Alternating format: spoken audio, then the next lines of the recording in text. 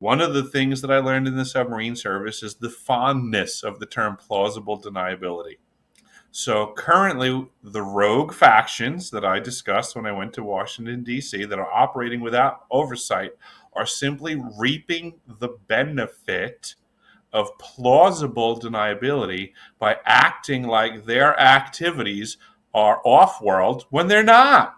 And we have folks like David Grush and Lou Elizondo pumping up the audience, trying to convince everyone that what is simply man made activities being observed by people all over the planet is something other. The government loves controlling the narrative and setting up gatekeepers. My experience with the greater disclosure community is that from top to bottom, it's a massive sham.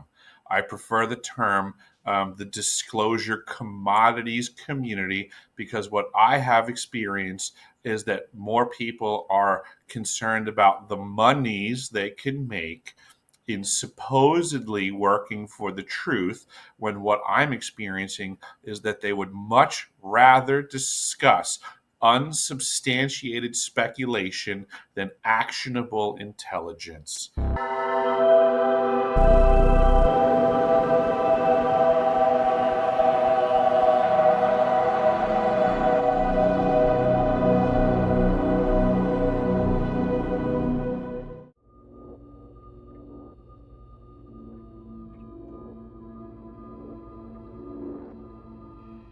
Welcome, everyone, to another episode of Cosmic Convergence.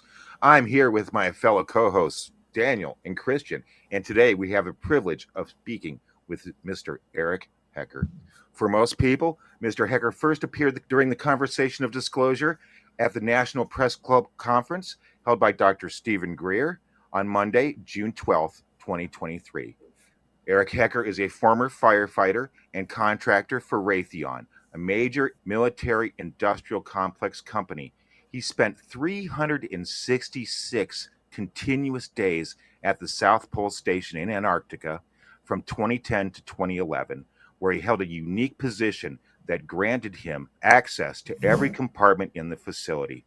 Mr. Hecker's diverse background includes being experimented on as a child in the Stargate project, serving in the Navy's submarine service, and working as a plumber for the wealthy elite. As a whistleblower, Mr. Hecker revealed the existence of advanced technologies at the South Pole, including directed energy weapons and the ice cube neutrino detector, which he claims can transmit and cause earthquakes, amongst other capabilities. Welcome, Mr. Hecker, and thank you for taking the time to speak with us and our audience. For further information about Mr. Hecker, please visit his website, deciphering.tv. And before we start, are there any conferences or any places that you're going to be speaking of in the very near future? Oh, thank you very much, Jonathan, for having me first and foremost. Nice to meet you, Christian and Daniel. I'm very happy to be here. And yes, I'm very excited. I do have an event coming up. Thank you for affording me the time to discuss that.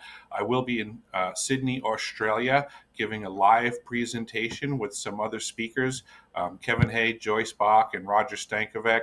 And people can find out more in regards to that event at salubriousevents.com. So, or they can check at my website, deciphering.tv, or follow me on Facebook. So I'm really looking forward to, working hard to get the truth out there. I enjoy engaging folks like you to, work to get the truth out there. So I'm really looking forward to this conversation.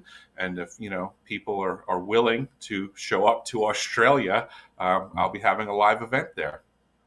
Yeah, that's exciting. As a kid, I always was just fascinated with Australia, the wildlife, the country, the cultures, the Aboriginals, and everything. And I have to say, I'm a little jealous again that you're going to be in such a great country. And we've interviewed people from Australia before, and so shout out to Australia, wonderful, beautiful people.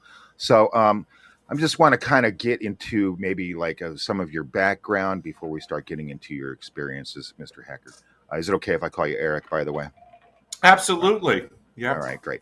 So, Eric, you mentioned the Stargate program that we've in previous episode or interviews. Sorry for the flub that we've seen of you before.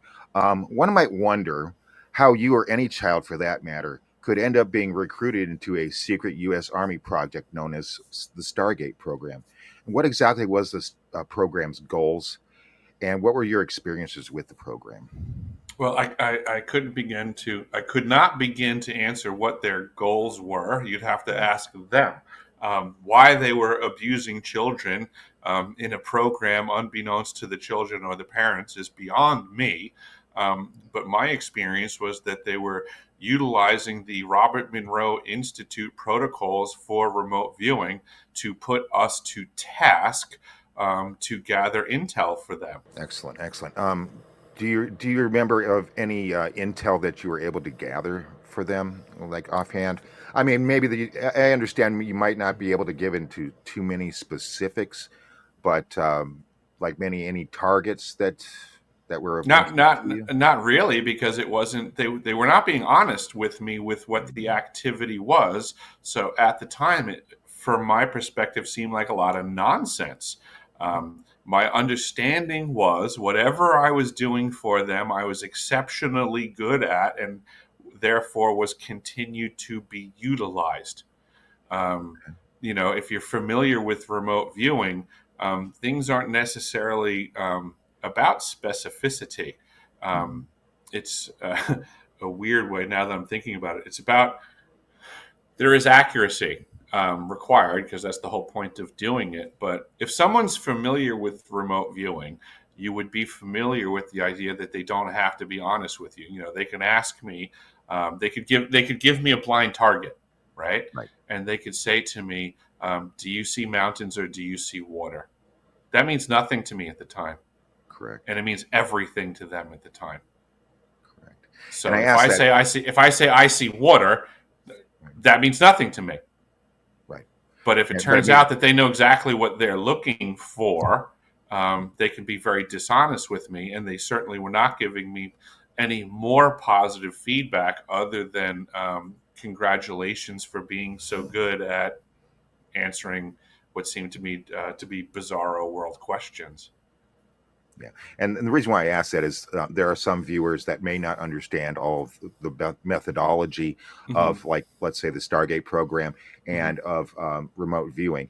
Daniel is an experiencer with remote viewing, has done some Hmm. remote viewing himself, and Hmm. so Daniel, I know that you had a question regarding that. If there's anything that you can ask that I haven't asked already. Yeah, I mean, so with the background of the Stargate program, and also it ran from 1978 to 1991. Other names of it was Grow Flame, Sunstreak, and Center Lane. Do you feel like what they involved you with as a child was directly tied to that program, or do you feel like it was potentially um, some other testing they were doing related to consciousness, NHI as a non-human intelligence, them trying to kind of feel things out when it comes to you as a child?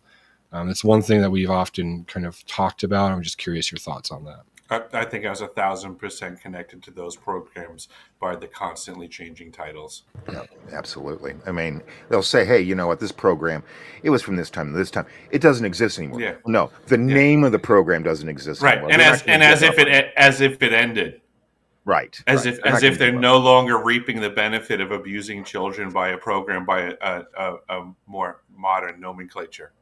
Right, right. They can call it Play-Doh, whatever. It Right, doesn't matter. It doesn't right. They matter. just they just buried it deeper. It never ended, and that's part of why I'm in the disclosure community is to stop the abuse of children.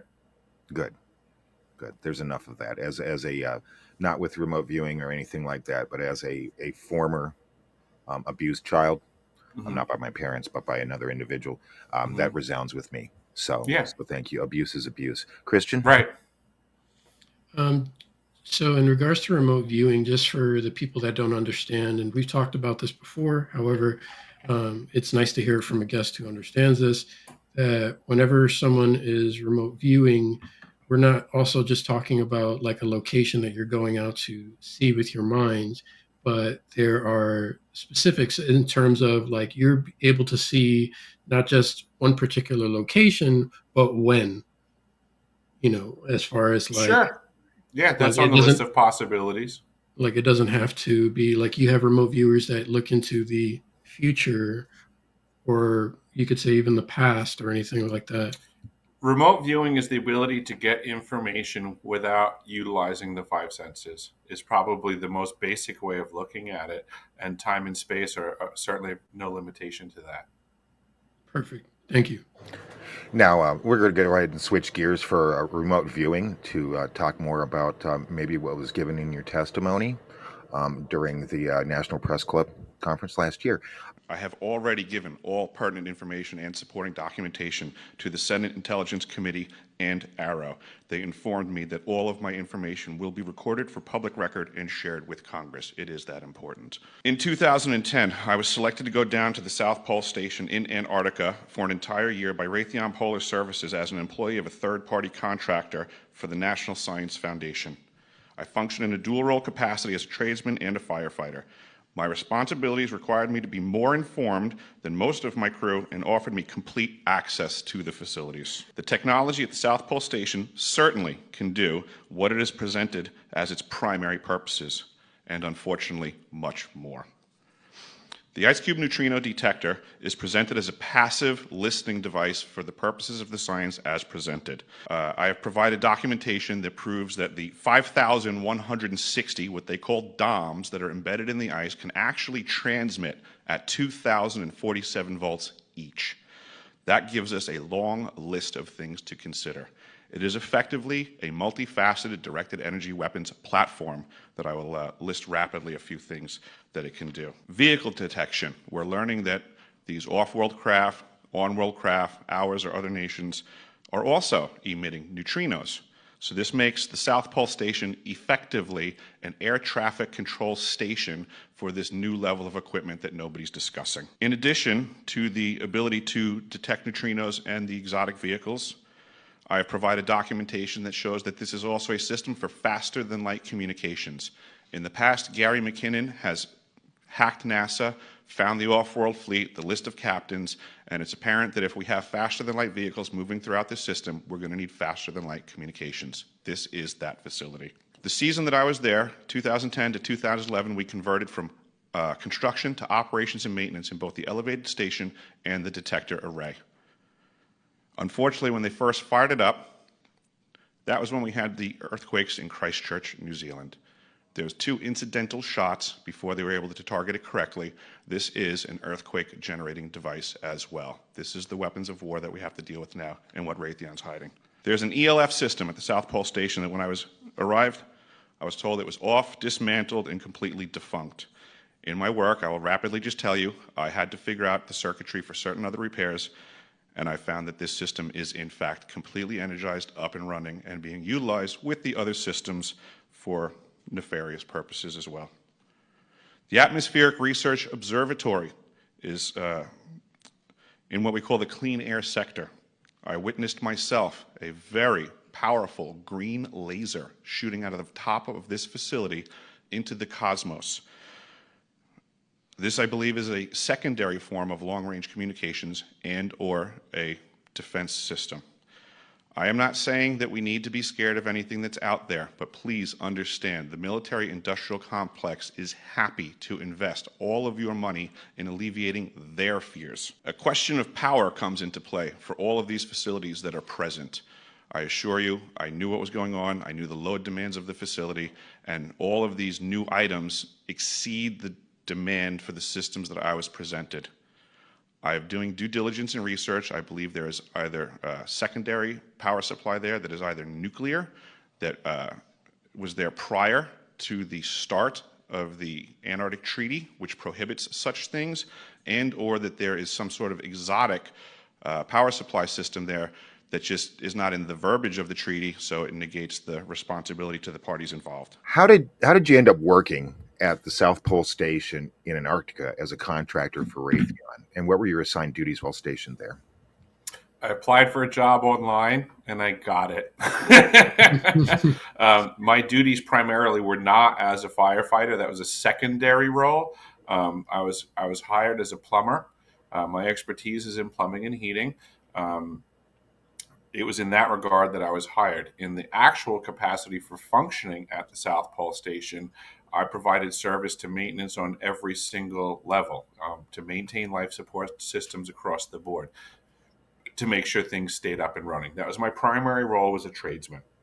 My secondary role was as a firefighter. I was a lead on the fire brigade team.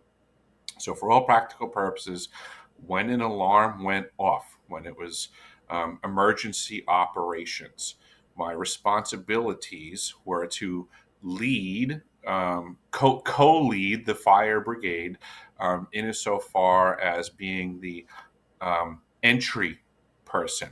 That I would take a team to go into the area that was now what we would refer to as the red zone, that everyone else was obliged to stay out of.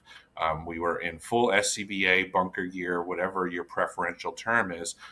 We were on air, and we would go into, where the emergency was. My other co-lead would stay outside of the area, to receive communications from me and the entry team.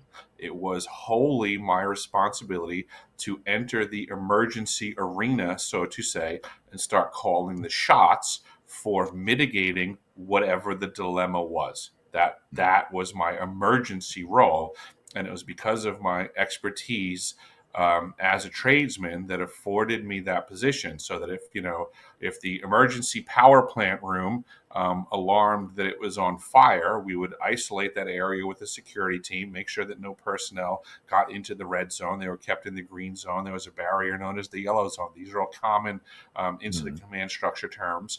And I would basically go from the green zone through the yellow zone, the warm zone, into the hot zone with my team, and start to address whatever the situation was. I would communicate outwardly whatever resources were needed and activities to be ramped up by the other response personnel, and effectively coordinate, making things better than the emergency had caused them to be. So it was a high level of responsibility, almost none higher, when it came to emergency operations. The FEMA incident command structure would basically make me the on-scene commander. Wow. Wow. Yeah, that's a heavy responsibility that, I don't know if I'd be willing to take, and I've got a lot of years in security. But I will say, did any emergencies actually happen within the facility while you were there, All the or was it time. pretty? All Oh, the really? time. I used Really? to put it this way: it happened so often. I used to joke around. I would be pensive going to lunch because it seemed like it would never fail. That once I got my plate together and put it on the table, within 30 seconds, an alarm would go off, and I'd be like, "You've got to be kidding me! Like, Right. how could this be possible?" Right. Right. Was it just a lot of like structural thing? Because, all right, I'll go ahead and ask this. Mhm. You had informed during the again the National Press Club conference, and by the way, have you testified to Congress I about testified in front of the Senate Intelligence Committee, and I Okay. testified with Arrow. Upon giving testimony in Washington, D.C., I was told that my information was going to go into the National Archives and expedited to Congress. Hmm. And you don't know of any result about that? They don't care to tell me what they're doing. No, no. No surprise there. No Right. surprise there. Thanks for being broken on purpose, government. Anyway, and Arrow, yeah. Maybe we'll put that on pause for right now. So, but you had discussed the ice cube neutrino detector that Mhm. is there at the South Pole Station, Mhm. and I know that could you discuss its purposes that you know of, its technical layout and capabilities, and any accounts of its applications used while you were stationed there. Yeah, Um, absolutely. At face value, from a science capacity, it's intended to detect neutrinos. What I learned and what I testified for in Washington, D.C., was that it is not simply just a passive telescope. It is also the world's largest phased array transmitter, and absolutely has the capacity to transmit, and is in the spectrum of what we would refer to as directed energy weapons platforms. In February of 2011, when it first went from construction to operations and maintenance, it caused 2 earthquakes in Christchurch, New Zealand, when it was in transmit mode. So these are the things that I'm trying to bring to the forefront of human understanding, is that there are rogue factions that have massive amounts of technology that are operating without oversight, and we, the people, need to reel that in as fast and furiously as possible or suffer the consequences. Absolutely. My website has the documentation in the archive section called the DOM document, which very much clarifies that the system transmits. I mean, that's kind of the meat and potatoes of this whole conversation, is that they want to deny that the system can transmit, but I've provided the documentation which clearly states it does. So it's a. I know that you testified that it is transmitting. It's like a transceiver, correct? So it is transmitting. It's an antenna. It works in both directions. It can receive or it can transmit. What they don't want to discuss is that it transmits. So in terms of it being omnidirectional, would it be similar to what some are referring to as scalar wave technology? Oh, absolutely, 1,000%, all day long. Yep. That's what I thought. Perfect. And I just wanted to say that with to add to this, also with this kind of device that could trigger earthquakes, you're also telling us that you could artificially create a tsunami. Yeah, because if you can manufacture an earthquake, you can manufacture a tsunami. They go hand in hand. If you want to manufacture an earthquake offshore and lift up ocean floors, you get a tsunami. Perfect. That's what I thought. That was what my theory about that. But thank you. Yeah, no problem. And what's interesting now is some may be fake. I don't know. I'm just putting this out there. Is that people are capturing like lasers coming down from the sky, like as far as like Hawaii fires and stuff like that. And so that could be a direct example of a directed energy weapon, could it not? That could be an example of a directed energy weapon. I do not want to express that the ice cube neutrino detector manufactures lasers. It's a different type of directed energy weapon. And I'm certainly not going to try to attest that every image on the internet of a laser is a genuine directed energy weapon. But there's certainly enough information available to the general population of this planet that directed energy weapons by these designs and functions absolutely exist. Yeah, and I'm not trying to pigeonhole you or box you in on a yes or no as far as any of the veracity of what's online as far as videos or stuff like that. But I mean, again, with the phenomenon, all it takes is one example to be correct. Right. So, it only takes one crack in the dam of disinformation to start to tear things down and say that the wall of disinformation is less accurate than presented. Correct. So did while you were there at the South Pole Station, did you witness any strange occurrences firsthand, or was information given to you by other personnel that were stationed there? While I was president at the South Pole Station, there was two things that occurred to me directly. One was that I became privy to the fact that the ELF system was in fact energized and operational when I was told with great specificity that it was not. That is a directed energy weapon system that is to the detriment of myself and the crew that were present, and I was very upset to find out about that. In addition to that, another direct firsthand experience that I witnessed was what I now know to be a UFO, but at the time thought was a meteor, just because my understanding of what UFOs were at the time didn't tolerate what I witnessed to be in that category. But now, in hindsight, I've come to know that what I observed absolutely fits in the spectrum of what people refer to as UFOs. So I did witness that activity myself while down there in the winter season. Wow. As you know, you're on a podcast with all three hosts of us are experiencers, and that's the first I've heard of your experience. If you could go ahead and describe maybe what you saw, just to give us Sure. a I was doing my standard daily operations, which I would have to exit the elevated station and go check what we refer to as outbuildings. All the other different buildings that we still maintained, make sure the lights are on, make sure the heat is on, just make sure everything's functioning. So we would do daily rounds and inspections. And in that process, I had gone out to an area referred to as the dark sector due to we were intended to not have radio communications in those areas unless it's an emergency, because it would negatively impact the science going on. So I was returning from the dark sector, in what I would call low visibility. So I had been traversing the ice for a bit in low visibility and started to question my proximity to the building that I was targeting to get to, because I may be lost. I need to start looking into, if I'm off target and make a correction. So in that process, I had to kind of just raise my gaze up out of the blowing snow that was probably blowing to about this height. So I kind of just got up on my tiptoes to try to look in the direction that I was going to see if I was in fact approaching the elevated station as intended. When I did look up over the blowing snow, I became privy to what appeared to be a freakishly massive round, what in my brain I would call it like a meteor. Like it looked like this large round stone shooting through the atmosphere at low altitude and ridiculous speed. I mean, I was physically at 93 feet. I'm sorry, 9,300 feet of elevation on an ice field. There's no obstruction of view. There's nothing. It's just completely flat in every direction.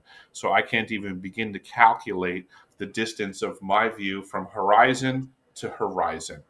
And what I observed went from horizon to horizon in seconds, if that. It was moving so fast. It was parallel to the surface of the earth, so it's not like it was coming from high and going low. It was pinned straight, parallel to the horizon line and low. At the time, my brain was, if it's a UFO, it's going to have, little green men waving out a dome from the top. So I took it as I witnessed a meteor. I went inside. I reported it that way. No one seemed to care, which I thought was weird at the time. That's I mean, odd. we don't see anything there, so I figured seeing anything would matter. Right. Right. You South know, Pole, you're not going to see a whole bunch of flock of birds or anything. Yeah. right? There's There's literally nothing there. Mother Nature works hard to kill everything, and there's not a lot of activity. So I just figured like it was the coolest thing in the world ever, and it must have shown up on some sort of sensor array that we have here. But nobody seemed to give a damn. And then it was only years later through research that I found out that what I observed is actually apparently a form of categorized UFO. And then in my recollections, the fact that it went pinned straight from horizon to horizon, Changes things. yeah, I mean, it didn't descend. So to me, my understanding of South Pole Station now being kind of a air traffic control center for either amazing on-world technology or off-world technology, I kind of now look at it like someone was buzzing the tower. Yeah. We know that pilots do this thing. It's an act of bravado in the branches of the military. So I kind of just feel like what I witnessed was something that knew it was at an observation post and was making a very Showing showy itself. pass. Yeah, it was showing Yeah. itself because it didn't descend. It went parallel for my entire view at great speed and over great distance. And I feel like if that was a natural event, it would have pulled into and crashed and changed the angle of its dangle. I mean, what are the odds that I was seeing a meteor that made it so completely close to the Earth, but apparently shot right through our atmosphere without contact? I mean, that would have been one of the most rarest things that somebody could ever witness. And am I really that lucky? Right. Yeah. No, it sounds like a legitimate sighting of a UAP. I'm old Right. school again. I like to use UFO, but I understand the concept of UAP. Daniel, did you have any question? Yeah, really quick, Eric. When the object went by, did you see any type of air displacement or anything like that, or was it just moving? It was wintertime, so it's extremely dark, and the background would be almost similar to like what Jonathan has as his background. There was such a extreme clustering of the cosmos. I mean, I really don't know how to describe to people what my eyes were blessed with seeing in the winter skies at South Pole Station. Um, I saw it against a backdrop of the cosmos. And what I saw was a flaming trail, a smoking trail. It was so close that I would say that like I could tell that the surface was like craggly like a rock, and I could literally see the flames moving about the surface of the sphere, even though it was going by at such great speed. Yeah. Do you It think there's happened any so kind of, fast. not to ask for conjecture, but I guess I am. You think there's any possibility that I find it odd, like you did, that you went down to report it and they're like, whatever, it's no big deal, Yeah. right?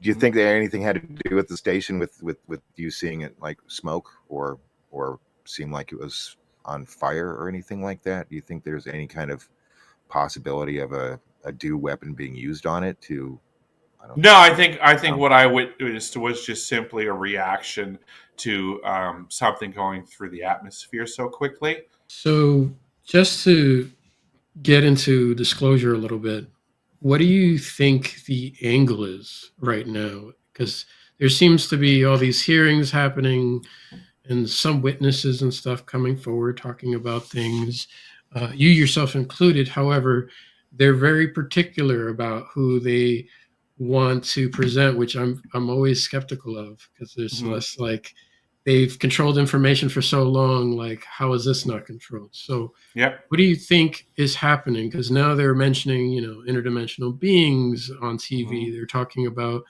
craft, transmedium craft, and things like that. And this just slow, like it's starting to increase in terms of like what's going on. So, what's your personal opinion, or even if you have any insight with your Oh, own I have experiences? I have an opinion and an insight from my Perfect. personal experiences. Perfect. Please. The general audience needs to become very familiar with the term COINTELPRO. The government loves controlling the narrative and setting up gatekeepers. My experience with the greater disclosure community is that from top to bottom, it's a massive sham. I prefer the term the disclosure commodities community because what I have experienced is that more people are concerned about the monies they can make in supposedly working for the truth when what I'm experiencing is that they would much rather discuss unsubstantiated speculation than actionable intelligence. And I wish I had better news for the general audience, but that has been my experience. I am an experiencer who has gone to Washington, D.C. I have testified. I have provided actionable intelligence to the community for years now. Going to Washington, D.C. was not when I first dipped my toe in the water, so to say. I had been doing this for years. It is only through massive effort on my part against all of the gatekeepers and those in the disclosure community that are doing due diligence to control the narrative to shut me the fuck up. They will not accomplish that. And they are just identifying themselves as my enemy because what they certainly are not doing is asking me to their conferences. What they are not asking me to, what they are not providing is sharing my information. What they are not doing is engaging the information that I have shared. So to me, what I am experiencing is that the disclosure community is wholly controlled, commandeered, and being functioned very well by a multitude of factions that have a vested interest in disinforming the population about what's really going on. Right. That's perfect. And I agree with you because I always watch just to see what's being said, kind of like when we were talking about events earlier and going to the event to see where we're at. So I do listen to see what they're saying. Mhm. However, sometimes I'll like, there are like little pieces of information that they'll say, and I know that the general populace won't know what they're talking about when something's thrown out there, and then I have to like kind of like extrapolate that information, put it on the shelf. I'm like, okay, somebody knows somebody. They mentioned this. They mentioned this program or whatever. But yeah, I think. What do you think the end goal is in terms of? Because it seems like there's also, if there are beings or NHI or whatever, they also have their own how they're going about this, presenting themselves. And I also think it gets muddied because now we're talking also about reverse engineered technologies that can be us to make it look like it's something else. So. All day long. That's the current state of the union. I saw somebody the other day posted a picture. They went to an aerospace museum, and this person was standing in front of an F-117 fighter, and they said, "Who can name what I'm standing in front of?" And I responded with, "Well, in the 1970s, they would have called that a UFO because it was top secret information. And if anybody saw an F-117 operating in the skies, it would have had the characteristics that exceeded what was known to man at the time. And if somebody saw it, they would have had somebody similar to a gentleman like Rick Doty, who was a paid federal agent who would then go around to cover for the secret activities of man-made projects and would convince the people that what they saw was a UFO. Oh, absolutely. Yep, you saw a UFO. Oh, that's amazing. Tell me what you saw. So that they were basically in the know that the F-117 was active in the area. And in order to cover for it being observed when they didn't want it observed, they told people it was a UFO. So contemporarily, we no longer have Rick Doty necessarily functioning the lead role in this. We now have people like Lou Elizondo and David Grush that are being paid as federal informants, or I should say federal agents. They're pretending to be whistleblowers when they're not whistleblowers. They have a leash on. They only say so much. They say very clearly when they testify, I can't talk about that. I'm limited to what I discuss. Well, who holds their leash? Yeah. These are contemporary iterations of the Rick Doty role, where we certainly have technologies that are beyond what the general population knows, but not beyond the reach of mankind in general. We just currently have these liars that are being paid by the government to try to convince the general population that we don't have this technology. These are things that I discussed when I went to Washington, D.C. with the information that I had. And there are bad factions in our government, but there's also good factions within our government. The good factions want the truth out. The good factions appreciate that there are rogue elements operating outside the oversight of the government, which means outside of the control of we the people, and are able to do whatever they want to do until we stop them. Right. And just one more thing, John. That's fine. But you brought up a good point, especially when talking about like Lou and mentioning what they're allowed to say. Because one of the things I brought up with Daniel and John off camera was that when, like, for example, like Lou mentioning, like, hey, they approved me to talk about this. And I'm like, who approved you to talk about what? Like, why, if they're trying so hard to hide it, why are they approving you to talk about X, Y, and Z? Right. That's the You're part. not a that seems really weird whistleblower to me.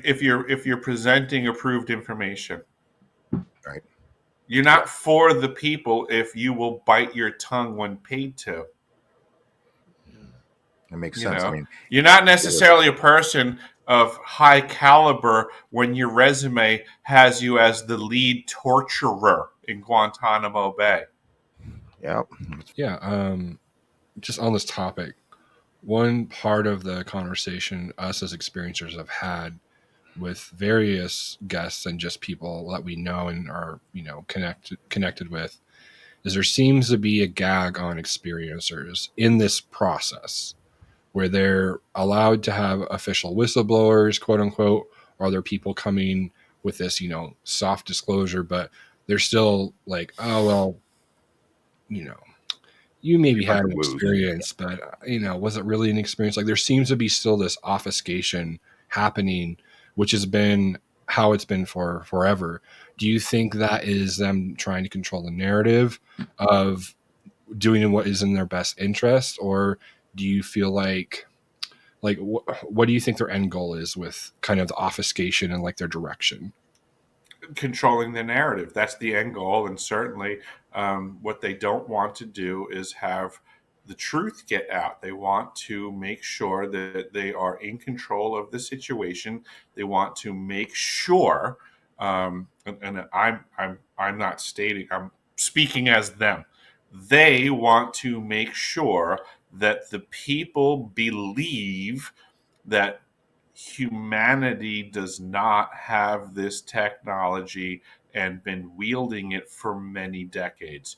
The contemporary arena has folks like Lou Elizondo and David Grush and Christopher Mellon pumping the idea that if you've happened to seen this technology, it cannot be man-made. It has to be alien, and it's so more advanced than our capability that the only thing we can do is take it as a threat.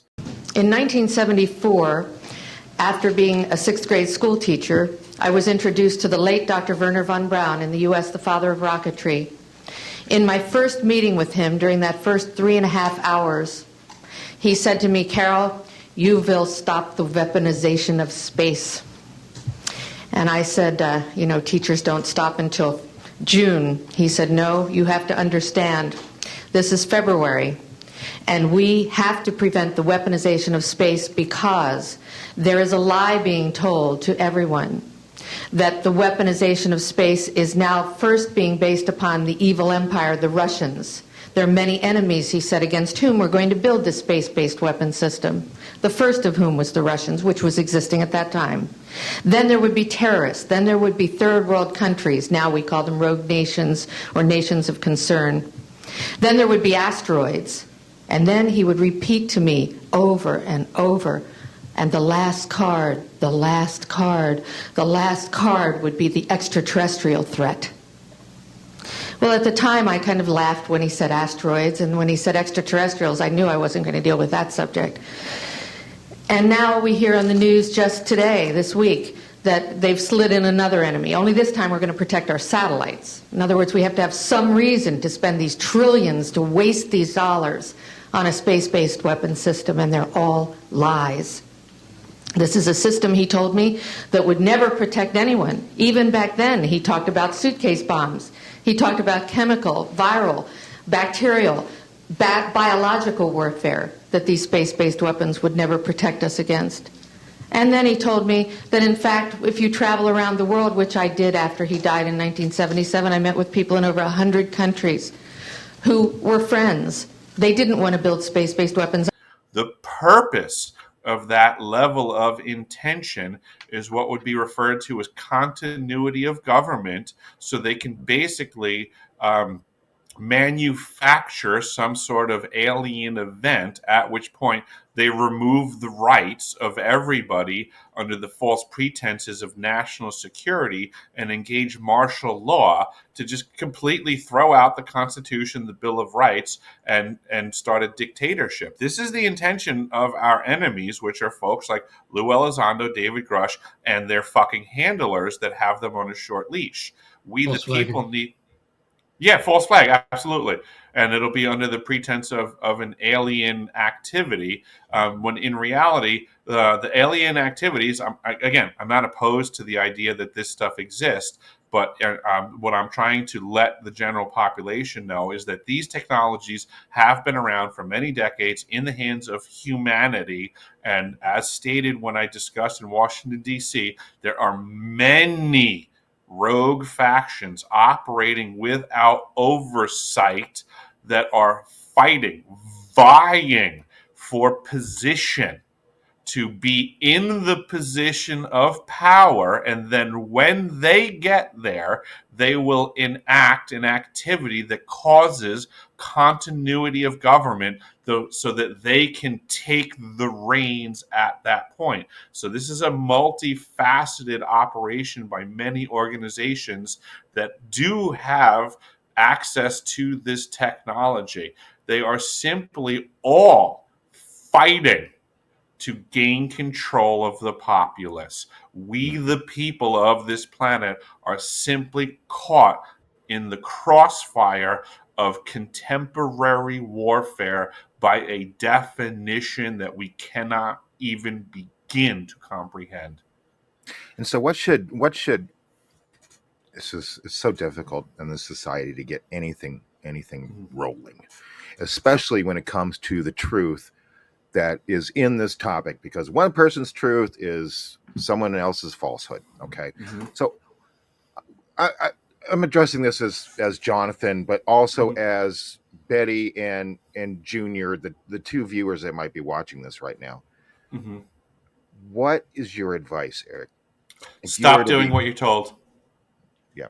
Stop doing what you're told. Become unmanageable. Too many people are looking for a savior or looking for an answer outwardly. Stop doing that. Start doing what you think is right and do it immediately. Move to action. We are in a society where we're being seeded in a direction of thinking that somebody else knows better, right? We just went through the whole COVID debacle. People were told to put on a mask. People were told to get vaxxed. That in and of itself was acts of war, So contemporarily, when people say, what should I do? I would suggest you do whatever you think is right immediately, and not ever, ever listen to what someone tells you to do. Correct.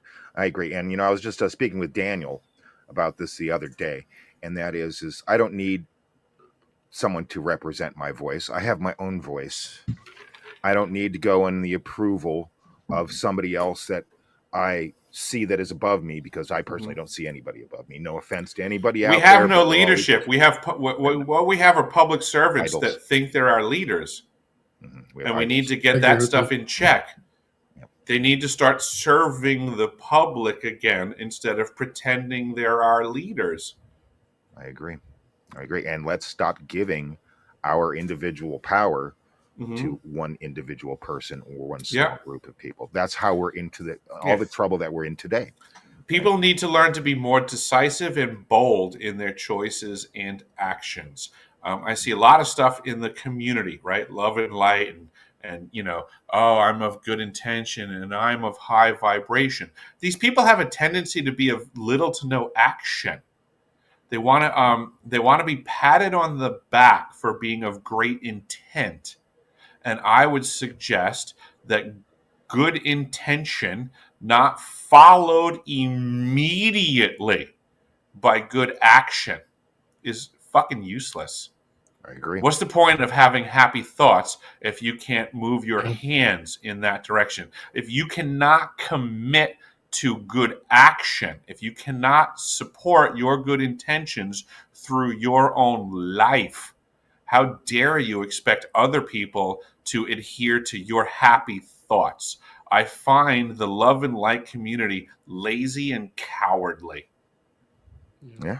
I mean, and there's a good basis for that. I mean, again, my fiance, when we first really started getting into this conversation, which happened a few years ago, we came across the love and light community, which I'm not throwing everybody under the bus, but there's a certain percentage to where, like you said, they want to talk about love and light, but there's no action. And she said, well, it's like someone bringing in a candle into a full lit room. It does no good to bring the candle there. You got to take the candle into the darkness and seek out exactly. truth.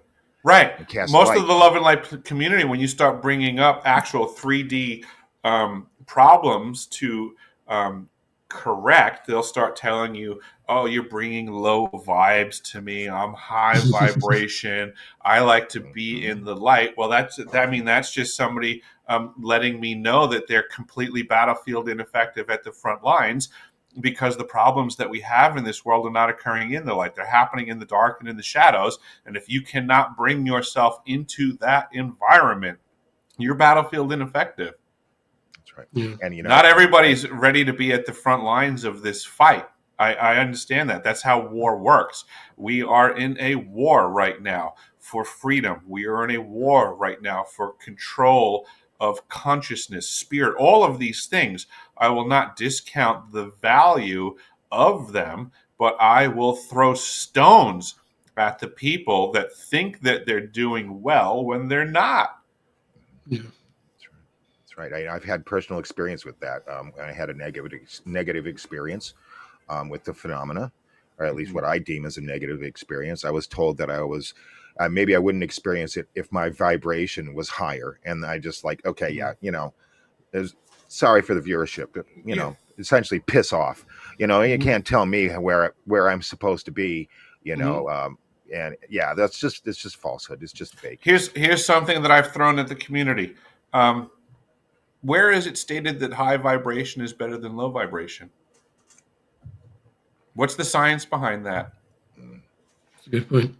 Right? I would suggest that that's propaganda, because I can have a very scientific, reasonable debate about the power of low frequency and the value of low frequency, and that high frequency is not the position you operate from. That's actually brought up in a lot of my research into NDEs, near-death experiencers being told by beings or guides about stuff that they don't view even what you would deem a lower vibrational being as any less than, because there is no good or bad from that perspective. Like you understand I that mean, everything has yeah. value. And certainly, everything does have value. But if the love and light folk want to make the claim that high vibration is better, it falls on them to prove that statement. And I've yet to hear any proof of that statement, when there is observations that can be had that low frequency actually overpowers high frequency all the time. So if we're going to get into a debate over which one is more powerful than the other, it seems to be very rapidly reasoned that low frequency will overpower high frequency. So why are all these people choosing the statement, oh, well, I operate from a high frequency and it's better? Right. It's interesting to me that it's unsubstantiated speculation once again. And in the community of disclosure, the truth game, the disclosure commodities community, I feel like I'm just observing yet another program of disinformation and misinformation to control the narrative and put people in the wrong direction of aiming for high frequency, when the target should be a more grounded, calm, low frequency. Correct. Ohm is a great example of just this low frequency singularity. We, the people of this planet, are connected to it through the Schumann resonance, which is a low frequency. There's many people that'll say rapidly, oh, if you're having trouble, if you're stressed out, you should go ground yourself, which is effectively reducing your frequency from the high vibration of stress. When people get stressed out, I mean, they literally feel like, oh, I'm vibrating. I'm so pissed off, right? But now you go out into the woods, you go to a river, and you reduce that high frequency to a more calmer wavelength, which is a lower frequency. These are observable things in our reality. Thank you, Eric, because that's we have yet to anybody. You're the first person on the podcast to bring about that Yeah. makes sense. Yeah. It should be common sense. That makes Yeah. sense. And thank you for bringing that to my attention and everybody else's. That's something to really think about. It really is. And at least we should discuss it, because we should discuss this and have reasonable conversations on what's better, high frequency or low frequency, and we should get into verifiable information instead of just suffering incessantly under unsubstantiated speculation. Right, and both do have a purpose, or else the universe wouldn't have it. We wouldn't have high frequency or low frequency. We just have one, just flat.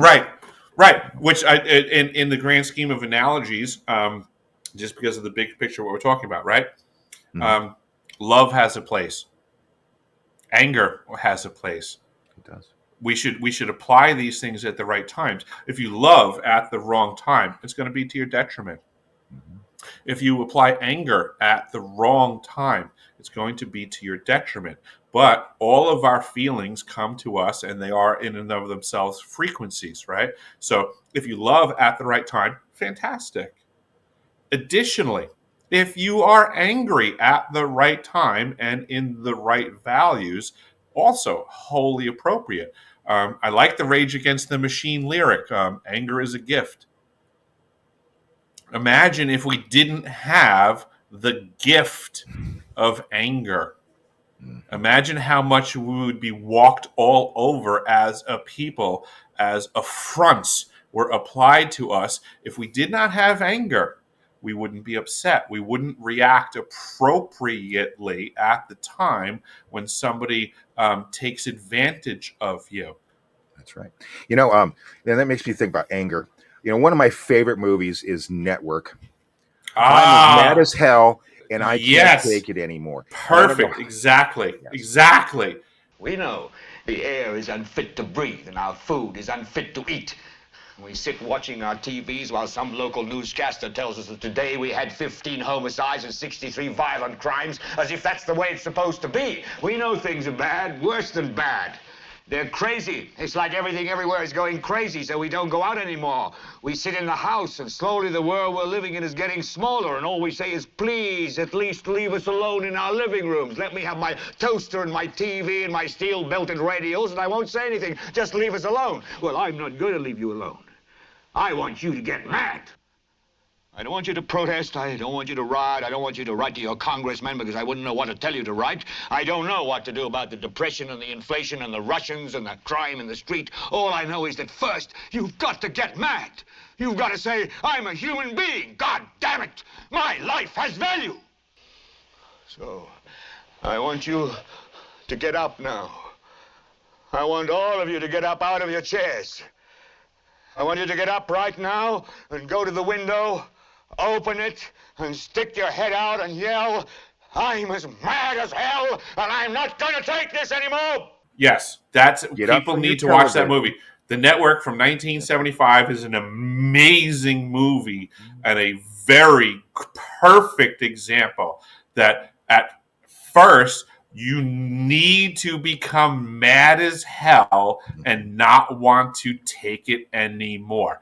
That's like you had said earlier. What should people do? That's a great example. People should be mad as hell and not want to take it anymore. And then do whatever they think is the appropriate response with their righteous indignation. That's right. I'm as mad as hell. Sorry to interrupt, Chris. I'm as mad as hell, and I have been. And really, my two co-hosts here would agree that I've tempered myself quite a bit. I'm as mad as hell, and I have been for some time, and I can't take it anymore. I can't take the BS anymore. I can't take the obfuscation anymore. I'm sick of being treated like a child. I'm sick of mommy and daddy pretending that they know everything that's good for me. And I'm sick of all the brainwashed people. Just like in that movie, get up from your computer or your TV, go out the window and say, Scream. I'm mad as hell and I can't take it anymore. And sitting down and writing a letter to your congressperson does jack shit. Yes, It I does agree. jack shit. Yeah, they're going to get it. They're going to be like that. The aide is going to be like, hey, Mr. and Miss Congressman, we've got 100 letters here and 200 emails. From people that say that they want the truth out there. Well, they can discount it. They can discount it too rapidly. Yeah, we need. I think we should embrace that energy as a population, and do whatever we think as individuals who are mad as hell and not going to take it anymore. During the COVID debacle, and I apologize, I always forget if it was Norway, Sweden, whichever nation it was, but when the COVID debacle initiated as an action of war against the people of this planet a couple of years ago, one of these nations started what they called the pots and pans movement. And they just simply refused to acquiesce. They applied regulations and said, "You're going to do this, you're going to do that." The entirety of the nation simply said, "No." No. They stayed home from work. They refused to engage in their day-to-day activities, and they stayed in their front yards banging their pots and pans and said, "We're not doing anything until you knuckleheads now remove yourselves from our sight effectively. We know that you're full of garbage, and we're not going to listen." So they had the pots and pans movement, and of course, the mass media of the rest of the world didn't cover it. Heaven forbid we learned. Mm-hmm. But this is a community that was mad as hell and not going to take it. Right. So I would say that things like that are fantastic. We, the people of this planet, don't understand that the most powerful word that we can ever wield is simply no. That's right. I do it at work. Hey, Yeah. hey, John, you and your coworkers, you're going to have to do 12 hours today after doing 12 hours at my work. Yeah. For 4 consecutive No. days. And I look at them and I say, they would stop doing that if we just all banded together and said no. And so we actually tried it. Me and a coworker tried it the other day. Hey, you need to stay over. No. And he went, no. And they're like, well, we don't know. We might have to give you half a point for that. Next day, hey, did we get half a point? No, you didn't. And I said, look, it's because you stood up for yourself. And there's not enough people out there that stand up for themselves. And when it comes to the disclosure movement, if you're really interested about it, to the viewership that may discover this tomorrow or may have been doing it since I'm 52, my entire life, stop waiting for approval from these other people that are leaving these movements. Hey, we want you to organize. Okay, organize. Write a letter. Okay, what should I do now? Well, wait. I'll let you know what to do next. Okay, then you're just sheeple, right? Right. You gotta. Are you truly interested in this? Are you really wanting to do something about this? I'm saying to the audience. Then get up your ass or get on your ass and have a meaningful conversation like we're having now. And I just want to throw this out there. One of the reasons why we have you on here today, Eric, is because we are an independent podcast. We don't have any group from here or there that is of a major disclosure group that tells us who we can or cannot interview, right? And I know that there's podcasts out there. The reason why they get some of these bigger names, not the only reason, just the reason why they get some of these bigger names is because it's contractual. Hey, you got to come on here. You got to agree to what I'm saying and all this, that, and the other stuff. You got to put us in a good, positive light. We're independent. Nobody owns Cosmic Convergence except for us three. Eric, you have that independence as well. And that's why we asked you to come on. And that's why you're also so gracious to do so. And I just wanted to put that out there for the entire audience. This is what the audience needs to start to appreciate is that they need to start applying discernment to realize that the vast majority of what are presented as podcasters are part of the factions that I mentioned earlier. I've said before, I've made posts before and had conversations where I said, here's a statement, okay, that almost no one will disagree with. The mass media is wholly corrupted. Yes. Right? If you say that, people agree with you. They go, "Oh yeah, you're right. You're right. Yep, I agree. Oh, you're so right." But I'm not. But if I then follow it with the internet is part of the mass media, then everyone gets defensive. Oh no, it's not like that. There's the. Hold on a second. It's you can't have it both ways. The internet is part of the mass media today, and if we want to appreciate that, previously things like CNN, Fox News, MSNBC were invested in to control the narrative, we have to appreciate that it's a cheaper investment with the same motives to have these rogue factions that are operating without oversight and infinite wealth. Are we supposed to believe that they won't put forth a podcast or two or 10 or 1,000? Are we to believe they can't afford that and don't have the motive?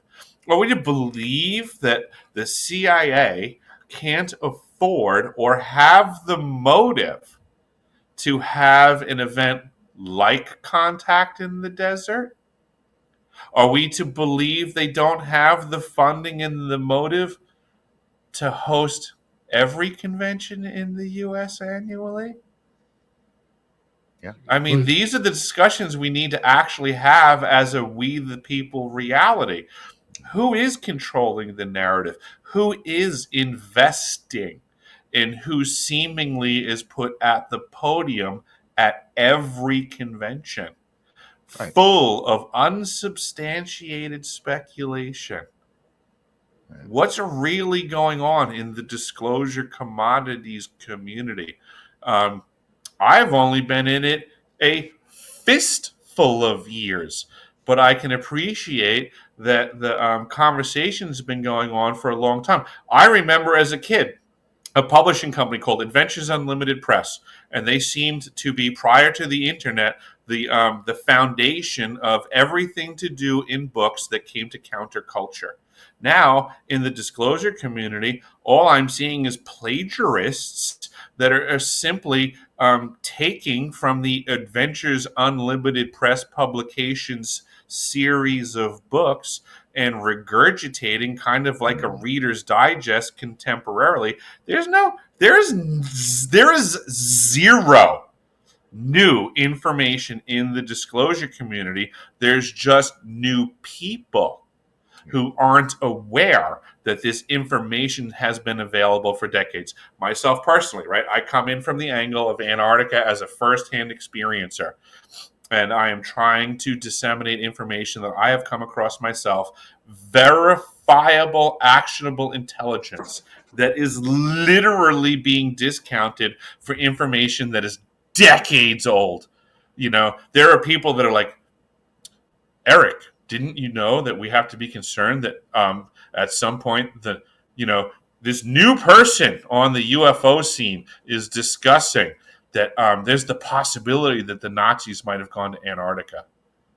And it's like, you've got to, like, this is literally decades old information. How is this at the forefront of the conversation today? Who is investing to make sure that this is the state of the conversation contemporarily? Who are the gatekeepers presenting the new, verifiable, actionable intelligence from being discussed in the community and making certain that people are like, oh, New Schwabenland. Oh, after World War II, did you know that it's possible the Nazis went to South America? And it's like, I did know that's possible. I learned that in 1982. Where have you been? Right. Mm-hmm. It's not some new revelation. It's not a revelation, but we're just getting this constant regurgitation through a machine that is doing well at controlling the conversation, continually pushing forth information that's either A, old, or B, unsubstantiated speculation by whistleblowers that can't be verified. I mean, you have folks like Dr. Michael Salla, Linda Moulton Howe, Brad Olson, Elena Danaan. They're boldly speaking about Antarctica, and in reality, put yourself in my shoes. Yeah. Who are they? What the hell how would they know how to vet someone who says they were from Antarctica? Now, that would be pictures, like, you've got proof, you've got all that stuff, right there. They right were there, right? If somebody started going on the internet and was like, I've been at Jonathan, I have whistleblowers that are going to tell you what's really going on at Jonathan's house, Christian's house, and Daniel's house. Right? If they start now pumping out information to the internet about what's going on in your homes, this is a place I lived, right? if these people start putting the information out, I understand that the community may be confused about what's going on in your homes. But I would expect that the three of you would have greater insight. That if somebody says, "Oh, I'm a whistleblower, and let me tell you what's going on at Jonathan's house," well, Jonathan should be able to vet whether or not this person has any clue as to what's going on at that location. Same thing with Christian and Daniel. But the problem is that the community at large seems to enjoy the unsubstantiated speculation, and they lack the discernment for an appreciation on, for lack of a better term, someone that would be an expert on the topic. Now, I mean, and going with that, sorry guys, I'm sorry I just keep interjecting here and taking all the time. I usually am known for sucking the oxygen out of the room, so please bear with me. You know, and it's insane to me that, and you can see it. You can see these seeds of disinformation that get thrown out there. So it's okay. We'll have the hearings, congressional hearings, whatever have you, and then days later, all of a sudden, the whole disclosure movement and everybody that's following it is like running around with chickens with their heads cut off because some bozos got onto a podcast. I'll just say it, vetted. Okay, and you have this what is it, Professor Simon Holland, not a professor. Okay, that's just his stage name, but acting as a professor that's saying, "Hey, I've got this information from these guys looking at this James Webb Telescope, that there is this large object that they saw with James Webb that has changed course, is heading direct for Earth." Where's the verifiable information on this? One, you're not a professor, so you could just drop that act, but you're acting like one. So of course you're going to have all these people that are just waiting for this new information to get drip fed to them or just handed on a platter in some sensational way. Okay, that causes mass confusion. It causes a rift within the community, and then you have people like me that is going, bullshit. And then you've got other people out there that are like, oh my god, how long until it's here? You know, are the aliens going to come and evaporate us or whatever?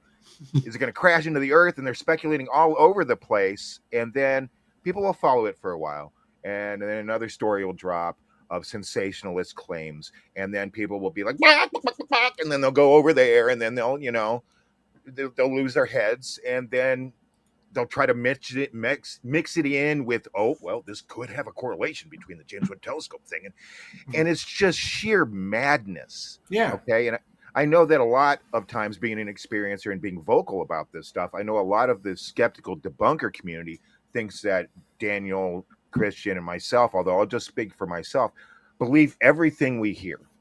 I'm here to just say again on the record, no, I don't. And I think that there's a lot of BS that gets thrown around there. And I'm not saying that the phenomena, I believe you're, Eric, the same thing. You're not saying that the phenomena is all man-made, technology is all man, correct? I mean, there's still I would not use the term all. Okay, right. I will again double down on clarity. I am not opposed to there being off-world activity, in-world activity. Okay, yes. What I am going to suggest heartily is that the vast majority of observed activity is man-made activity. That's the problem we have contemporarily. And one of the things that I learned in the submarine service is the fondness of the term plausible deniability.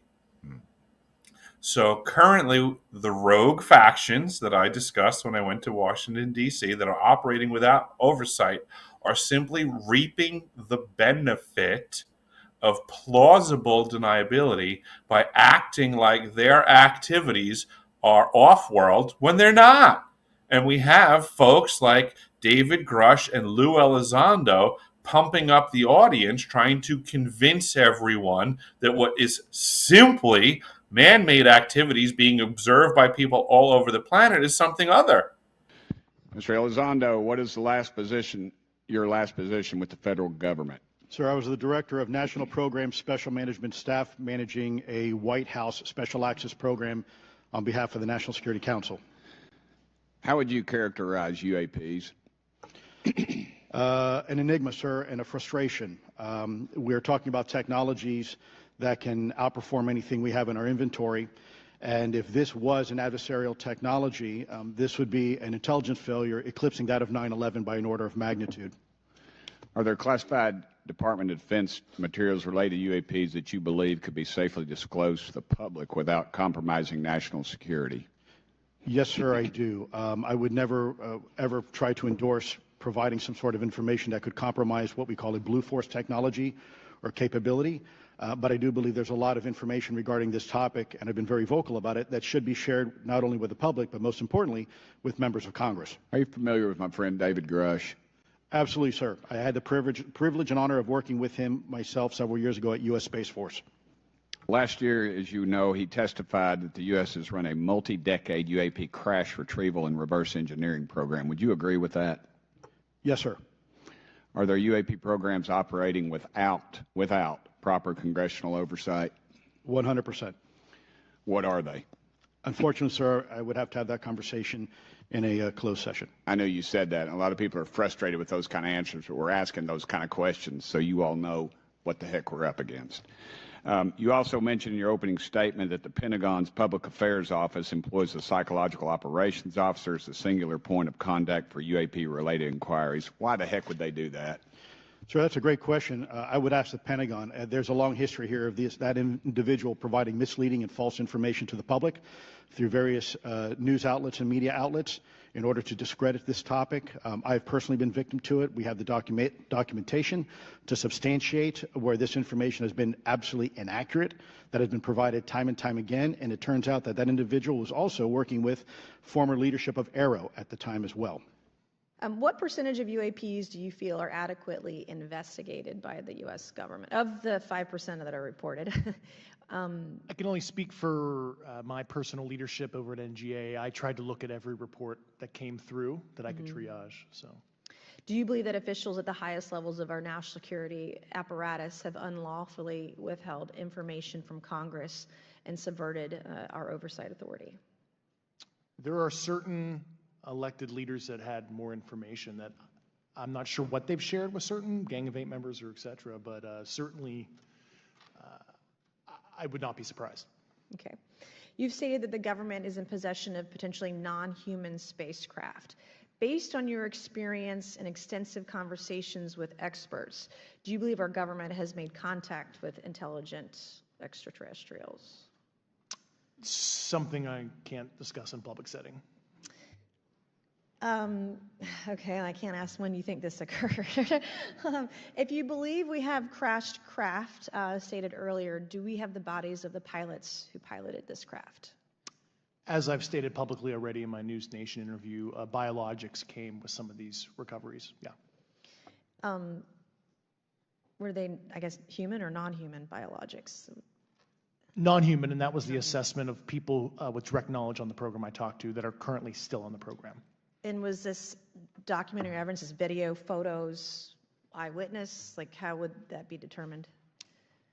The specific documentation I would have to talk to UNSCIF about. What agency, sub-agency, what contractors, who should be called into the next hearing about UAPs, either in a public setting or even in a private setting? And you probably can't name names, but what agencies or organizations, contractors, et cetera, do we need to call in to get these questions answered, whether it's about funding, what programs are happening, and what's out there?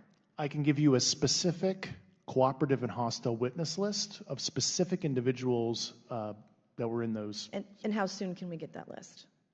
I'm happy to provide that to you after the hearing. Is there any indication that the Department of Energy is involved in UAP data collection and housing? I don't have an answer. I can't confirm or deny that in a public setting. And could you do it in a secure setting? Yes. Do you have any personal knowledge of someone who's possibly been injured working on legacy UAP reverse engineering? I can't get into specifics, but you could imagine assessing an unknown unknown. There's a lot of potentialities you can't fully prepare for. Why is it that you refer to the phenomenon as non-human intelligence? Why deviate from the basis of extraterrestrial life?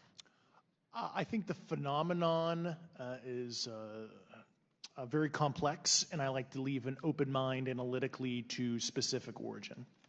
When you say specific origin, are you referring? Can you elaborate on that for those that might not? If it's a traditional extraterrestrial origin or something else that we don't quite understand from either a biological or astrophysics perspective, yeah, I just like to keep an open mind on what it could be. Yeah. You've been able to answer in great detail on certain questions, and then other things you say you're not able to respond to. Can you just explain where you're drawing the line and what's the basis for that? Yeah, based on my DOPSR security review and what they've determined that is unclassified. I see. So you're answering any questions that just call upon your knowledge of unclassified questions, but anything that relates to classified matters you're not commenting on in this context. In an open session, but happy to participate in a closed session at the right level. Yeah. Which is the activity that Rick Doty used to be in the service of. So again, back to the F-117 fighter that's been around since the early 1970s and not known to the general public until the mid-1990s. So we're looking at a 20-year window of which man-made technology was being covered up and referred to as something we don't have the capacity for and is beyond that of man or our foes or anything. So if we had the F-117 in the U.S., I'm sure the Russians had something else. I'm sure the French had something else. The Brits had something else. The Iranians had something else. What we're learning is that many factions have been lying to humanity about the technologies that the many factions wield. What we are learning is that until the 1990s, the general population didn't know what the fuck an F-117 was and was only obliged to refer to it as a UFO. So where will we be today, and how many years will it be from now when the technology that motherfuckers like Lou Elizondo and David Grush are doing due diligence to convince us is not capable of man? How many years do we have to wait to find out they're just simply fucking lying? Right. Tic Tac might be something that we're like, oh yeah, well, you know, that was seen around 2000s, the Tic Tac UAP, UFO, whatever. That, by golly, that actually was our technology. Well, who would have thunk it? And I want to thank you for reiterating that you're that point, that you're not discounting all of it. Right, and I think I want people to take that into, all possibility exists always, but we have to deal with probabilities. Nikola Tesla came out with all of this technology over 100 years ago, but nobody wants to start studying and understanding the information that Tesla gave us.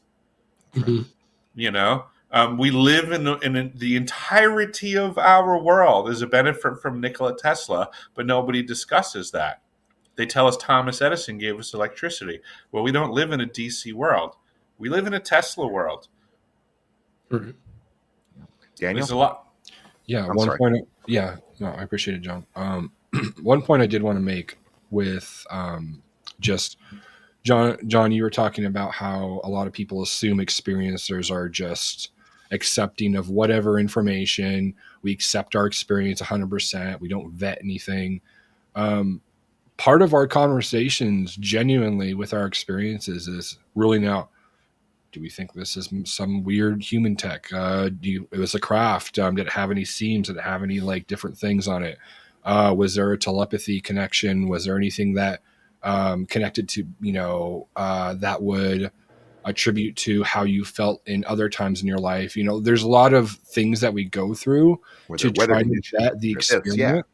And that's something I think a lot of people don't understand, especially if you are just a part of the community along for the ride, is that, yeah, sure, this person, has been taken 26 times, and had all these crazy experiences, but they're fucking crazy. But I'm going to listen to this guy over here that's coming out that we really can't have any background checks on him, but he says he's official.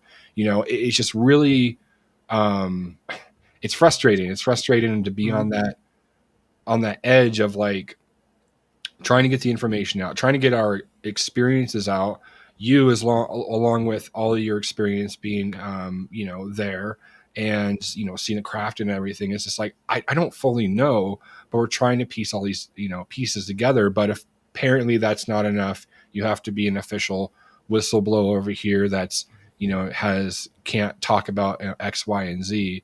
And so I think they vet them, not us. Huh? And they vet them, not us. And Yeah. they vet them, yes. And we're just nobodies, right? I feel like as responsible individuals looking to increase the knowledge of humanity, I'm not looking to discount those with experience, but I am looking to prioritize those. I'm sorry, I don't want to discount those that have unsubstantiated experience, but I do believe it's the responsible thing to prioritize those with. And if you're in this community and you are an experiencer and you have unsubstantiated experiences, you should respect that as a group that's intending to help humanity, we all should put to the front the experiences that can be substantiated. Sure. That, I mean, that's Yeah, just, it makes sense. to me, logical and reasonable. If all of us are of good intention and we want the truth to come out, we have to respect that the best way to accomplish that would be for all of us to work together and be like, oh, look at this guy over here. He has verifiable, actionable intelligence. Why wouldn't we put that to the front? Why would we muddy the waters around that information with people that have unsubstantiated speculative information? To me, that seems like a factionable action that we need to be very concerned about, because if we're all on the same page and we're all trying to get to the same goal, which is truth for humanity, then we should very easily be able to support those that are at the forefront in the battlefield, so to say, that have the benefit of operating from a position of harboring actionable intelligence. Right. But yet, if someone has evidence, like some of my contact experiences, I have recordings. Mhm. Okay. So like audio recordings, video recordings, stuff like that, then yes, it should be looked at, it should be analyzed. Right. It should be, yes. We should prioritize these things. You know, there are certain people that come to the table with simply a story. Does that mean that they're full of shit? I don't fucking know. Right. But if they lack evidence, isn't really my problem. My intention is not to crap on their story, but technically, yes, I absolutely want to step over them and beyond them to bring my actionable intelligence forwards. And I want to support people in the community that also have actionable intelligence, because we, the people of this planet, will reach a more beneficial position in our life and world by prioritizing those things. Right. I think that there's a lot of information that the average experiencer does have that is recorded, witnessed by multiple sources and such, that does still get swept under the rug because they are not of these, well-known, quote unquote, respected figureheads within the disclosure community. Yeah, that happens too. And I think there are some out there, and I feel that they are being repressed, and they should definitely, we should definitely do something to embolden ourselves a little bit more. And I think we need to be super cautious, because I think the community at large is filled with all kinds of con jobs and frauds that muddy the waters, because they simply come out like, don't get me wrong, just like I'm open to the possibility of all kinds of experiences. I'm also aware of the fact that the waters of truth are muddied by a whole bunch of con jobs that are simply making up stories because they're unsubstantiated. And the community in general wants to generally accept everything everyone says. Heaven forbid we turn and say, hey, you know what? I think you're kind of full of shit. Yeah. There's a lot of people in the community that simply show up and are like, oh, let me tell you about my experiences. Mm-hmm. Well, is it in the group of many people that have unsubstantiated claims? I mean, what truly is the value to the community at large when people show up and have completely unsubstantiated claims that they can't prove jack shit on? What are we that are striving for truth and growth, what are we really supposed to do with that? Right. And I think it's more important to get past this part, this position that we're in right now, and even with the people with unsubstantiated stories and things like that, it'll be a different place for them as well once we get past this hurdle of, the BS of trying to get the truth out. Because it's just like, Right. let's just get over this first. Right. Because we have to do it as quickly as possible. Yes, And I it's, feel like we it's have a time to small pull the window. Band-Aid off. Yeah. Hmm. Yeah. I just want more independence from people that are involved, not involved. Yeah. But people that are interested in this topic, like Mhm. from just basic interest. Anytime they hear something, oh, that's neat. Mhm. And for those that are deeply interested in their entire life, Mhm. they need to just have some more independence. I mean, Yeah, really, honestly, what I'm other observing is a capitalization. community that's going to take anyone that shows up and speaks any unsubstantiated speculation and try to weave it into the bigger picture. And it's like, well, hold on a second. That's a complete lack of discernment. I mean, what stops a CIA agent or a DIA agent or an NSA agent from simply starting a YouTube page and being like, "Oh, let me tell you about my experience." Right. How do we, as the people, learn to divide the wheat from the chaff to get to the right position? Because if we're going to be so politically correct and say everybody's opinion has value, what does that do for the truth community at large if we give every liar's statement value? Yeah, we don't get anywhere. It's just more loose ends that don't lead anywhere. Right. Not to mention, there are counterintelligence agents or former counterintelligence agents. And just to remind everyone, a lot of these agents also lied to their own groups because that was their job. Mhm. So it's just like for them to come out and be like, hey, I'm telling the truth now. Right. About it's just like, I'll listen to you because sometimes there are grains of truth. However, it's just like, there's like a joke me and my uncles talk about it, like once a counterintelligence agent, always a counterintelligence agent. Right.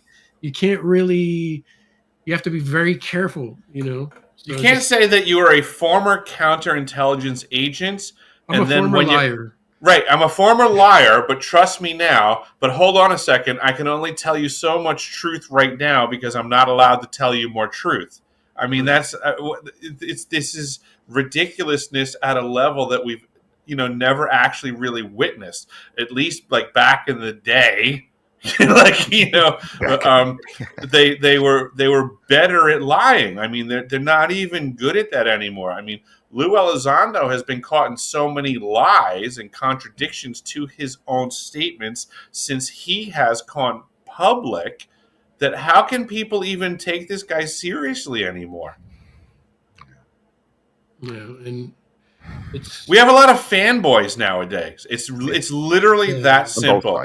We absolutely we have these people that are being put on pedestals, put on the spotlight. There are being tickets sold. There's millions of dollars being made every year off of who the disclosures commodity community is choosing to put in the spotlight, choosing to put on a pedestal, and marketing to the general population for exorbitant fees.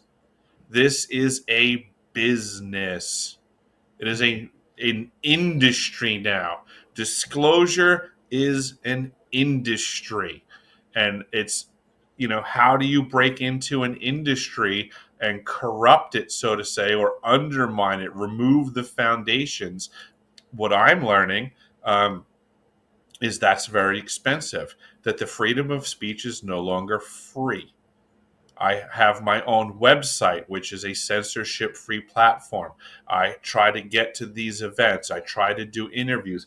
All of these things cost me tens of thousands of dollars a year that I have to invest in as an individual in an effort to share my direct firsthand experiences, my truth, as I have been able to promote as verifiable, actionable intelligence. I think I just saw. I think I saw on my I got a notification today. My transaction from my website to my bank account occurred today. People always accuse me of, oh, you try to charge for your website now, and you're putting videos up. You went to Australia and you did a video, and now you're charging for people to see that video. Yeah, it cost me thousands of dollars to fly there. All of these things come with overhead. Yeah, so you know what? I got a notification from my bank that my profits from my website showed up today. I made $12 in change. Man, you're such a grifter. Yeah, right. Eric. Dang. Okay, after we end this interview, you got to come to your secrets, man. Yeah, I can teach you how to make. You too can make $12 a month off of thousands of dollars a month of investment. Well, I'll just put it this way: that no matter who goes out there and puts stuff out about information or holds back information about disclosure, that I can guarantee that this podcast is not going to fall for a whole bunch of hoopla. We're going to sit back and we're going to investigate as much as we humanly can possibly do, and continue to demand more. And I think that everybody needs to do the same thing. I think that's great. We appreciate you. I like what you said earlier, is that I feel like we need more podcasts of folks that are mad as hell and not going to take it anymore, and will move boldly and it's comfortable for me to say, aggressively attack the bullshit that's going on. To name names, so like, for all practical purposes, like in my experience, I have found that folks like Dr. Sala, Linda Moulton Howe, Brad Olson, Elena Denon, I find them to be con jobs and fraudsters. I would like to open conversations with folks like you. Like, in your experience and your research, who do you think are not operating for the benefit of humanity? I have tried to engage this dialogue for years now, and I'm amazed at the resistance that I get. Like, why isn't this a reasonable conversation? If there's someone you think is telling the truth, wouldn't you want to share that? Sure. If there's someone that you think is a liar, why would you be afraid to state that? So to me, I feel like we as a community would actually gain more ground quickly by addressing the conversation of, who do you think's full of shit? Right. And that's an interesting question. I don't mean to turn it back around, but I'm going to. Okay, because I'm sure that you've received criticism independently from many outlets. Absolutely. I'm sure you received criticism, and this is not why I'm asking this question. No, go right ahead. With working with Dr. Stephen Greer. These men are courageous, and it's very emotional. And it should be. I'd like to introduce Eric Hecker. He's a Raytheon contractor based for about a year at the South Pole. He was involved in a neutrino light array. He has an enormous amount of information, but in the interest of time, we'll be brief. Thank you, Mr. Hecker. I'm sure that you've got absolutely. A lot of people have attacked me for associating myself with him, but by all means, continue. And people will say, well, it's the same for you. You've got these claims, and how are you substantiating? And you get in this silly tic-tac back and forth all the time. Easy. My information stands on its own, aside from whatever Dr. Stephen Greer is doing, and similar to me taking advantage of the opportunity that you afforded me today to utilize your airwaves to share my truth. Dr. Stephen Greer afforded me a microphone and an audience, and I seized the opportunity to share my information with a greater audience. Why would I ever turn that down? Again, my information stands on its own, and My information doesn't require me to support anything that Dr. Stephen Greer says, and my information doesn't require Dr. Stephen Greer's support of anything I've ever stated. I am simply networking and doing the best I can with the resources afforded to me to get my information to as broad a spectrum of an audience as possible. With greater specificity, I would have to add, in the grand experiences that I've had in the disclosure community, I would be, how would I put it? I would have to admit that of all of the people that I have dealt with, Dr. Stephen Greer is the only person that has delivered to me on every single thing he said would happen. So a lot of people can throw stones as much as they want and make accusations as much as they want. My experience has been that Dr. Stephen Greer has made statements and delivered on every single one of them, unlike many other people that I have dealt with in the disclosure community. Does that mean that I support everything Dr. Stephen Greer is doing? Absolutely not. He is his own individual, and I think of it simply like a business relationship. He has afforded me resources. I've utilized them. He has delivered on the value of those resources, and things have occurred. He has made, unlike many other people, no efforts to gag what I'm saying, to censor what I'm saying. He has simply afforded to me his resources that I utilize to the best of my ability.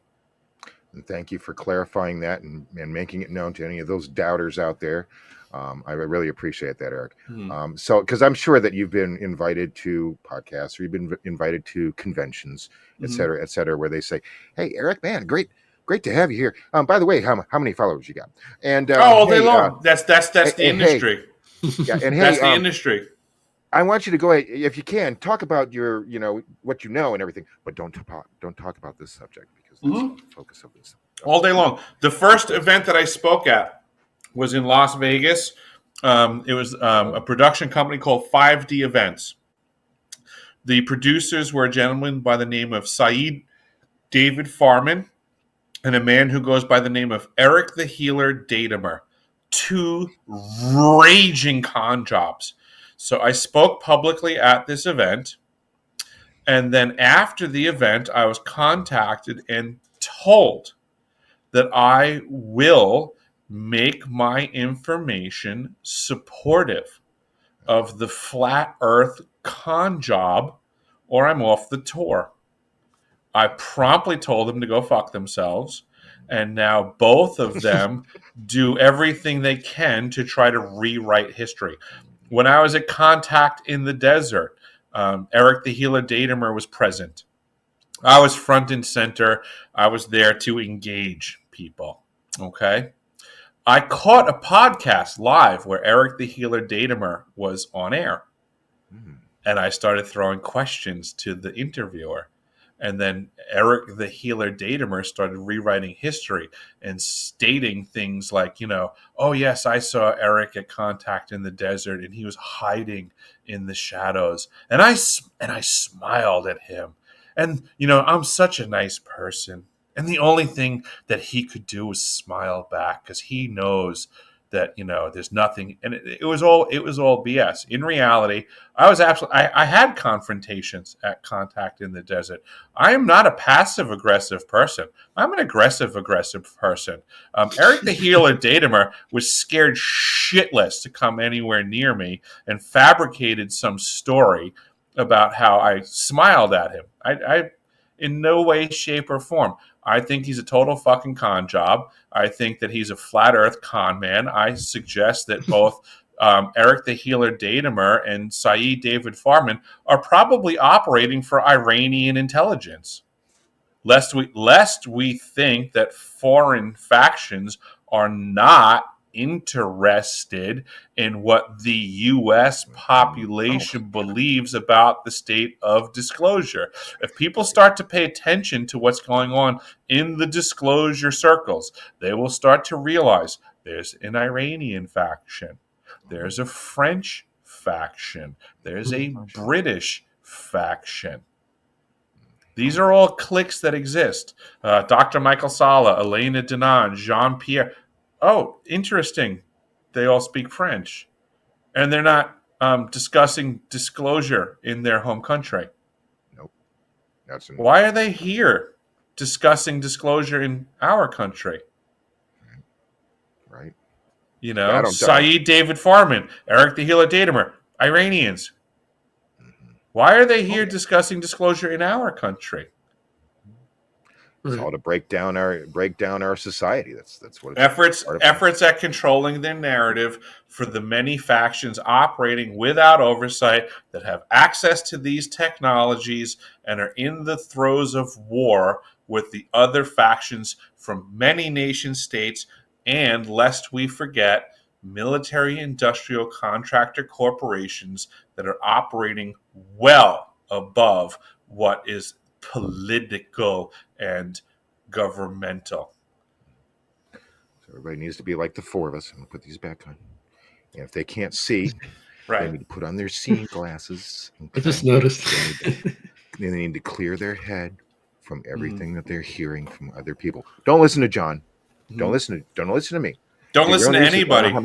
I've said this so many times. Stop listening to anybody. Do your own research. Figure out what's really going on, and appreciate that for the most part, you've been getting lied to from every single direction for decades.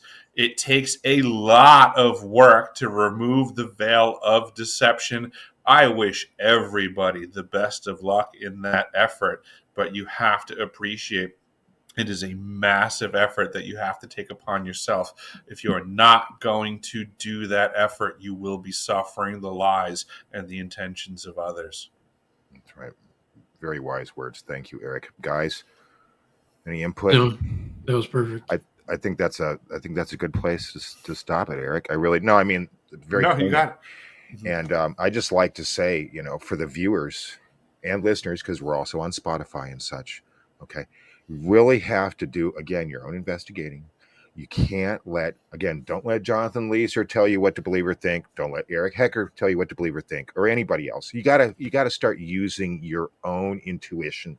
You gotta start making up your own discernment about these things, and follow whatever path you think is true. I mean, I can't force you to believe anything or force you not to believe anything. But what you should do is you should check out Eric Hecker's website, deciphering.tv, Facebook. Go to Australia if you can, mate. You get that ticket and go see him in Australia. And I guarantee you that Australia show is going to be good, not just because it's in Australia, not just because Eric Hecker is going to be there, but obviously Hecker's there because they're not telling him what to say or think. And that's great. And I really appreciate that. And I hope that we can turn this all around and start finding good outlets like Cosmic Convergence to start talking about these things, right? Please follow and engage with Eric Hecker and with Cosmic Convergence. And I hope that you will stay tuned, like, share, subscribe. Thank you so much. Thank you, Eric. Thank you guys very much for having me. I appreciate your time. Excellent. Thanks for being here.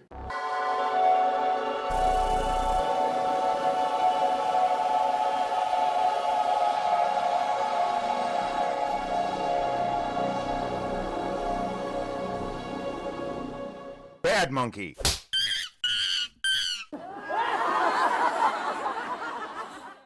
We're pioneering the world's most expansive, phenomenon-based database and research platform. Imagine a single gateway that harnesses the collective intelligence of our world.